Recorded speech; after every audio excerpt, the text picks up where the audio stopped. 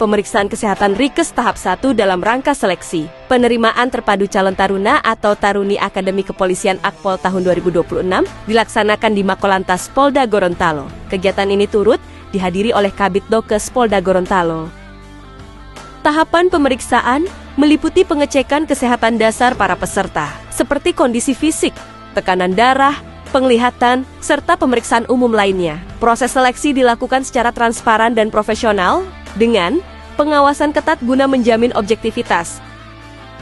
Panitia menegaskan bahwa seleksi dilakukan dengan prinsip bersih, transparan, akuntabel, dan humanis, sehingga setiap peserta memiliki kesempatan yang sama. Diharapkan, melalui tahapan ini, akan terjaring calon taruna dan taruni yang sehat, berkualitas, dan siap mengikuti pendidikan di Akademi Kepolisian.